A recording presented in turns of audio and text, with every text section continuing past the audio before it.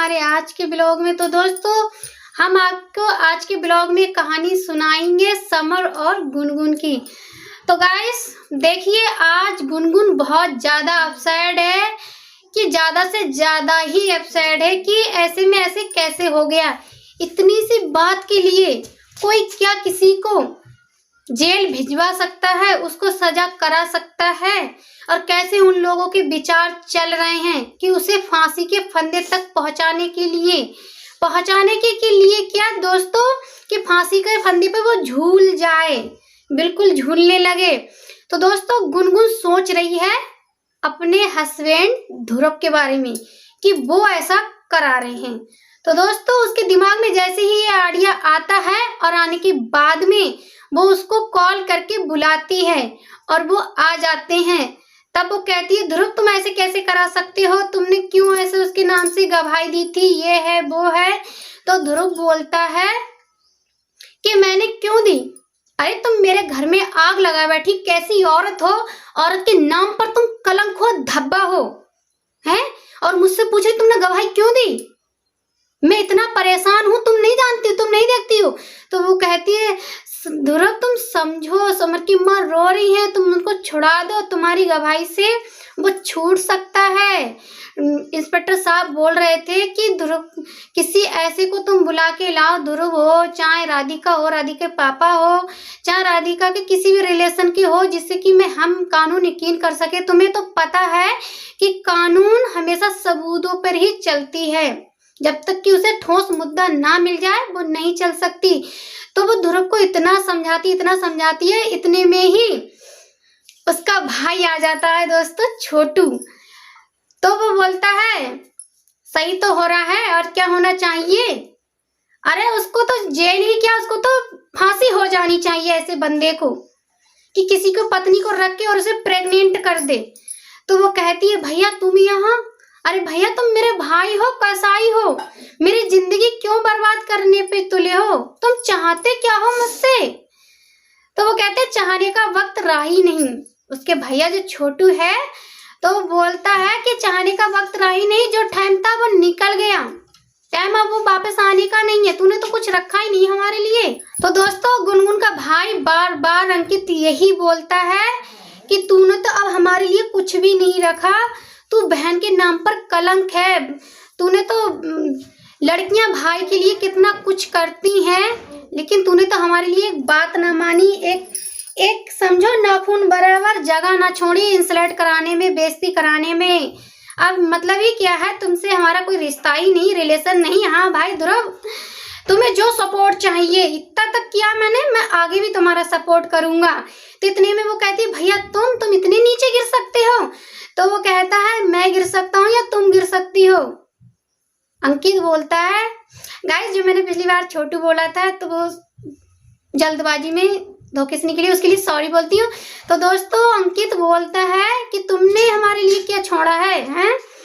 तो वो कहती है, भैया समर की माँ रो रही है, ध्रुव बार बार मैं तुम्हें हाथ जोड़कर यही बोल रही हूँ, मैं तुम्हारा पैर पकड़ रही हूँ, तुम छुड़ा लो, मैं उसके बगैर नहीं रह सकती, समर के बिना में रह नहीं सकती। तो इतने में कहता है, भैया इनको भी जेल डाल दो। ध्रुव बोलता है, इनको भी जेल डाल दो। और रही उनकी माँ की बात, उनका रोना तो क्या कि समझो मेरी भी माँ रो रही है, तुमने मेरी माँ को नहीं देखा, मेरी माँ भी रो रही, मैं भी रोया था। तो इतने में ही अंकित बोल पड़ता है, अरे उन्हें रोना क्या, उधर मर जाना चाहिए, उनने भी अपनी बेटे का बहुत सपोर्ट किया। तो इतने में ध्रुव बोलता है, हाँ उनने शुरू टाइम से ही सपोर्ट किया, अगर सपोर्ट ना करती तो इतना कुछ नहीं होता। तो दोस्तों जो समर की माँ है तो ज्यादा ही अपसेट है, पर ये गुनगुन के कारण, उनकी बहू उनके घर से चली गई, बेटा उनके घर से चला गया, बस कौन है देखिए जिससे कि उनका कोई रिलेशन नहीं। अभी कहीं कोई जाए तो गुनगुन कोई मायने नहीं रखती उनके लिए, हालांकि राधिका घर पे नहीं है फिर भी मायने रखती है। हर कोई यही कहेगा कि तुम्हारी बहू वहां हमें मिली थी, उससे ये बात हुई थी, वो बात हुई थी। तो दोस्तों गुनगुन इतना अपने हस्बैंड से गिड़गिड़ा रही है, एक लफ्ज उसने ये भी बोला था कि मैं समर के बिना नहीं रह सकती, और ये भी बोल रही है कि समर ने कोई गुनाह नहीं किया, उसकी कोई गलती नहीं है। तुम ध्रुव चाह चाहते हो भैया, तुम चाहते हो उस बच्चे को गिरा दूं तो मैं इसको गिरा दूंगी, तुम उसको छुड़ा लो, उसकी माँ उसके बगैर खाना नहीं खा रही है। तो ध्रुव बोलता है अरे वो खाना नहीं खा रही, मेरी माँ कौन सी खाना खा रही थी, मैं भी तो 2-3 टाइम भूखे रह रहा था, पानी पी पी के मेरा गुजारा हो रहा था। वो हालांकि जितना बोल रही कि वो सो नहीं पा रही है उसकी माँ, वो भी बोले मेरी भी तो रातों की नींद हराम कर दी थी तुमने। अब गुनगुन कुछ नहीं हो सकता, अब तुम भी जाओगी, सब्र करो, साड़ी जड़ की फसाद तुम हो, अब तुम भी जाओगी। तो वो कहती है नहीं ऐसा मत करो, तुम छुड़ा लो। ध्रुव तुम ऐसा कैसे कर सकते हो मेरे साथ में, मैंने तो तुम्हारे साथ ऐसा नहीं किया। ध्रुव मैंने तुम्हारे देखो कभी किसी रिपोर्ट नहीं लगाई थी, किसी से शिकायत नहीं की थी। तो ध्रुव बोल रहा था तुम क्या शिकायत करती मेरी, तुम्हें तो यहाँ रह के बसना था, समर की जिंदगी में रहना था, समर के घर रहना था, उसके बच्चे पैदा करने थे। अब उसके साथ में रहो, तुम्हें कल परसों भिजवा देते हैं और बच्चे भी उसके ही पैदा करो। तुमने तो मुझसे क्या, मैं तो बस नाम का तुमने छोड़ा था, अब वो भी खत्म, बस ये केस और चलता रहे। तुमने हमारी खुशी नहीं देखी थी, अपनी मौज मस्ती कर रही थी। जब भैया सुख आता है ना तो सुख के बाद में दुख भी आता है, 4 दिन दुख रहेगा तो 4 दिन सुख भी रहेगा। तुमने बहुत खुशियां झेली, बहुत मौज मस्ती की थी उसकी बाहों में झूम झूम के। अब झेलो, क्या झेलना चाह रही हो, अब झेलो। तुमसे इतना समझाया था कि चलो तुम बता दो, तब नहीं मुंह खुल रहा था तुम्हारा। बट मैं नहीं बताऊंगी, मैं नहीं बता सकती, मुझे पता ही नहीं है। अब तुम मैं बोल रही हो कि उसे छुड़ा दो, या तो वो अपना गुनाह कबूल करे या फिर तो कटने दो उसे, जेल में जो भी सजा काटेगा हो सके। इतनी में छोटू बोल पड़ता अगर हो सके ना तो उसे तो फांसी हो जानी चाहिए ऐसे बंदे की।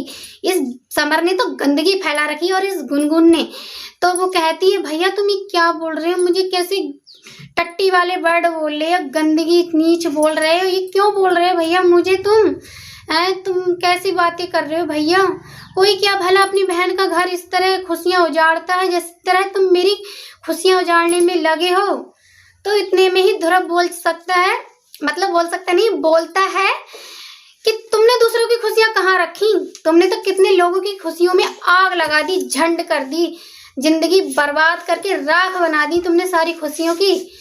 तुमने तो नहीं सोचा था किसी के बारे में। तो गुनगुन इतना गड़गड़ाती है तो इतनी में छोटू बोलता है भाई मैं तुमको बोल रहा हूँ, तुम्हें जो भी सपोर्ट चाहिए दिल खोल के मुझसे सपोर्ट लेना, मैं तुम्हारा सपोर्ट हर फुल दूंगा।